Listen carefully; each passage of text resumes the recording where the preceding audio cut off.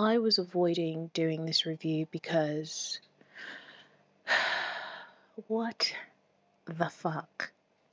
So this show that raised a lot of questions from the start, while mostly boring quite a few people, myself included, ended pretty much how it started, with lots of questions, many of them going unanswered or being answered while opening up a bunch of new questions because the answers given did not make sense. And that is again another theme of this show, doing a series of things that don't make sense just for the sake of doing them, mostly to get the nonsensically written plot to get to where it needs to get to, even if the journey there is filled with characters making decisions that are head scratching, storylines that are complete rubbish, and just scene after scene littered with nonsense and more nonsense, slight glimmers of hope overshadowed by garbage and nonsense, and then boom, the end. But who cares? We're only watching the damn thing. Why should any of it make sense? Why should we ask questions and actually hope for sensible answers? Why should we have opinions that differ from the opinions Disney thinks we ought to have? Because according to them, this is a masterpiece. One of a kind.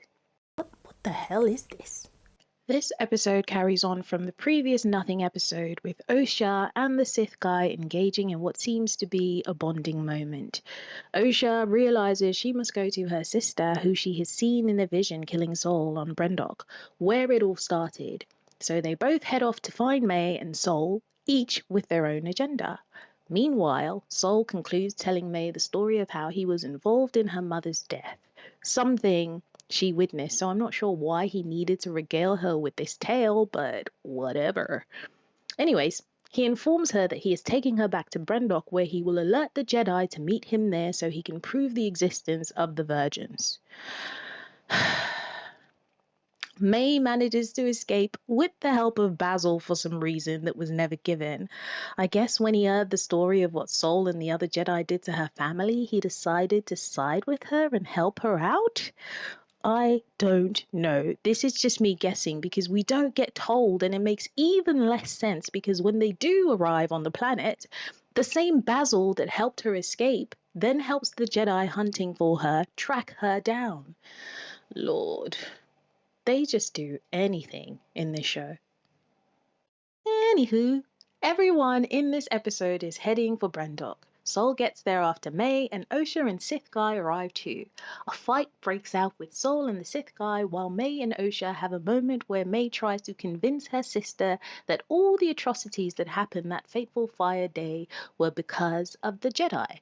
The two sisters fight because Osha does not want to hear any of her sister's BS, and as usual, May does a runner. Somehow, May ends up where Sol and the Sith guy are, an unknown to Sol who does not seem to be able to sense anything despite his Jedi powers. I mean, the Jedi in the show don't sense it. They just don't seem to sense anything. Anyways, Osha is hidden in the shadows listening to him confess how he killed her mother. She appears out of the shadows and with no questions does an Anakin-style forced strangle because heaven forbid a man should have done this first. She lets out this lifetime of anger that she has been holding inside. And then the girls and the Sith guy try to escape the Jedi. We find out the Green Lady is Sith Guy's old master.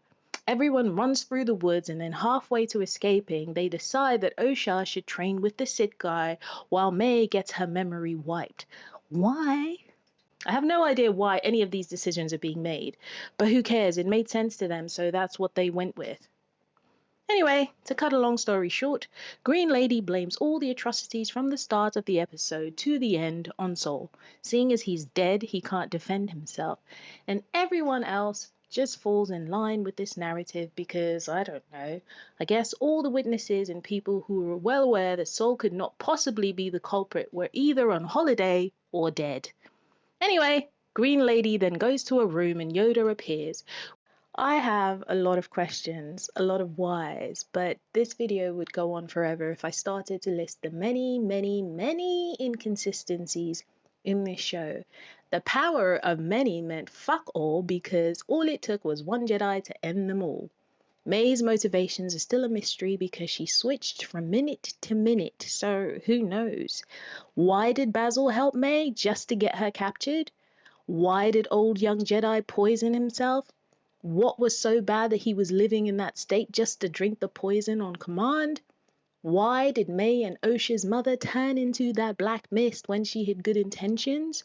What was all of that about? Why did any of this happen? So many whys and whats and whos, but alas, no answers are provided. We just have to take what was given and leave it at that. I do not want to criticize this show unfairly simply because Disney have mostly destroyed Star Wars, but man, this show was just not good. I'm glad it's over. I hope there is no season 2, but based on this season, I will not be watching because I no longer have the energy to keep negatively reviewing this show. I don't see how it can improve, but I have personally checked out. Yanna has left the Acolyte building, and here's hoping Disney has too. Please stop giving us nonsense and just tell a great story with great characters, regardless of their gender or skin color. Enough of this rubbish now. End it.